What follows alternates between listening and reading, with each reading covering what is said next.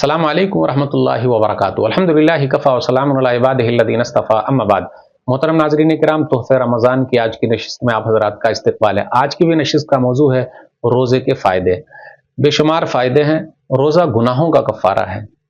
صحیح بخاری کتاب الصوم حدیث نمبر 1895، فتنۃ الرجل فی اہلہ ومالہ وجارہ تکفرها الصلاۃ والصیام والصدقہ۔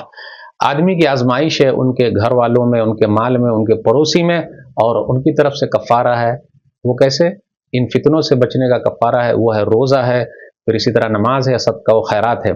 روزے کا اجر بے حساب ہے، یاد رکھیے گا، صبر کا اجر بے حساب ہے، روزے کا اجر بے حساب ہے۔ معاف کر دیا کسی کو تو اللہ تعالیٰ بے حساب بدلہ دینے والا ہے۔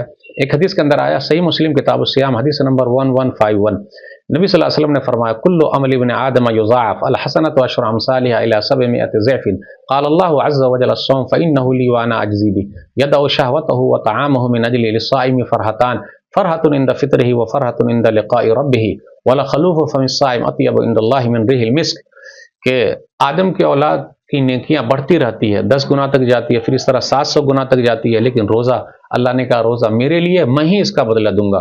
اللہ کتنا دیں گے پتہ نہیں، کیونکہ آدمی نے اپنی شہوت پر کنٹرول کر لیا، کھانا پینا چھوڑ دیا اللہ کی وجہ سے۔ اور روزہ دار کے لیے 2 خوشی ہے، ایک افطاری کے وقت اور ایک جب رب سے ملاقات کرے گا۔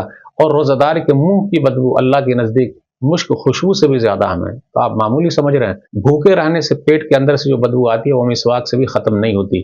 تو روزہ دار کے منہ کی بدبو اللہ کے نزدیک مشک خوشبو سے بھی زیادہ ہم ہے۔ بڑا خوش نصیب ہے وہ روزہ دار، بڑا بد نصیب ہے وہ رمضان کا مہینہ ملا اور روزہ نہ رکھ سکا۔ روزہ دار کے لیے ایک اسپیشل دروازہ ہے جس کا نام ریان ہے۔ کل قیامت کے دن جنت میں داخل ہوں گے باب الریان، ریان دروازے سے۔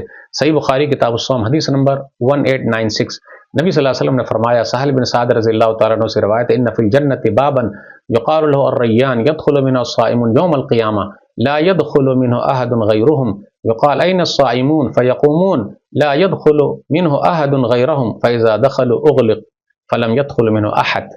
کہا جائے گا کہاں ہیں روزہ دار؟ پھر روزہ دار قیامت کے دن باب الریان، ریان دروازے سے داخل ہوں گے۔ یہ اسپیشل دروازہ ہے روزہ دار کے لیے، پھر اس کے بعد وہ دروازہ بند کر دیا جائے گا۔ تو ناظرین، بڑے خوش نصیب ہیں وہ لوگ جو باب الریان سے جنت میں داخل ہوں گے۔